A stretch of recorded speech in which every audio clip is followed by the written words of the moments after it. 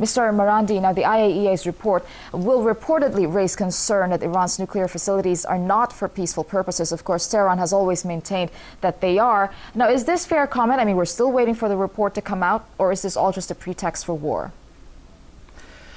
Well, I doubt that any war will take place because Israel is a much smaller country than Iran, and Iran's strength lies in its missile deterrence. And at the same time, the United States is in no position to initiate a war. I think it's mostly, the intention is to put pressure on Iran and also to put pressure on other countries, independent countries like China and Russia and others, to agree with new sanctions by sort of portraying Israel as a mad dog, attack dog that needs to be somehow controlled, and if they agree to new sanctions, something bad will be prevented from happening. But the whole report itself, it's based on forged documents. There is absolutely nothing new in the report. All the documents that are supposed to come out are from the year 2004 and before. And El-Baradei, his assessment was completely in opposition to what the new head of the IAEA is making.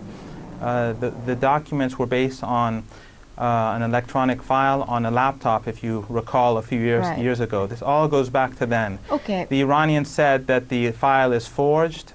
Yes. Okay, yeah, but just going back to what you were saying earlier, you don't think that it's really likely and that this report is based on past or obsolete documents. But then again, we just go back to what the Israeli president had warned last week. He said that a strike on Iran's nuclear facilities is increasingly likely. Then what is that based on then? Could we really see military action from Israel and its allies based on what he said?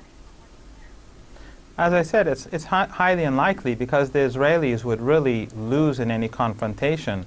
Iran's strength is in its missile deterrence, and Israel is not prepared to for any Iranian counterstrike. The Iranians would have every right to do so. Why even say something like that? I think if you look at the general picture, there is a general trend to try to put Iran in a corner, to try to corner Iran.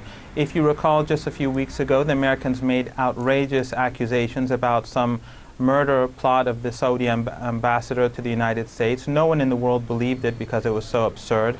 This now comes right after that. This report, if you look at the Western media, the corporate media, they're all saying that this is new information. It proves that Iran is trying to produce nuclear weapons, where in reality, all the documents go back to 2004 and the previous years. All have been refuted in the past. The United States has never provided the IAEA with the documents. This shows that this is basically an attempt to create pressure and to move public opinion against Iran. Outrageous though those statements may be, I mean, as much as you say that they're outrageous, why are they doing it now? I mean, they're upping the pressure right now. What does the timing have got to do with anything, if any? Well, I think a lot of it has to do with the rapidly declining fortunes of the United States in the Middle East and throughout the world. The U.S. economy is on the decline. The United States has many troubles at home. This is reflected in the demonstrations that are taking place in many parts of the United States. This is a good way to distract attention away from its own problems. The United States is losing its foothold in the Middle East through the uprisings and the awakenings.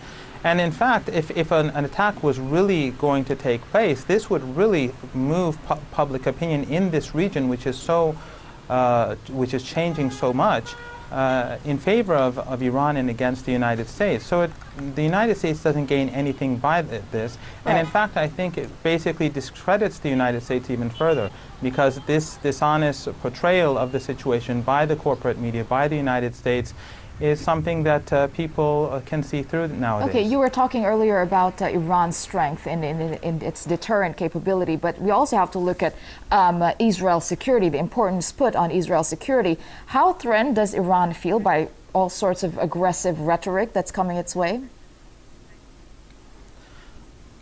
I don't think that the Iranians feel concerned at all. As I pointed out, Israel doesn't have the capability to carry out a major attack on the country. Yet Israel is highly vulnerable to any Iranian counterstrike. Well, we have Israel and the support of the U.S., for example. If it's not just Israel here going up against Iran. Well, again, three things, really. One is that the documents themselves show to the world, to public opinion outside of the West especially, that this whole situation is based on a dishonest foundation, and that will not work well for the United States. B, the United States, if it carries out any attack, or Israel, it will create heavy problems for the global economy. It could bring about a complete meltdown. Even if the United States tries to impose new sanctions, the Iranians will definitely retaliate in the ways that it can to hurt the United States and those countries that try to impose pressure on Iran. So it's not going to benefit the United States, and global public opinion, especially the people in the region which are in the midst of these uprisings, will turn against the United States. All right. Thank you very much for your time there and for your insight, Professor Saeed Mohammad Marandi from the University of Tehran.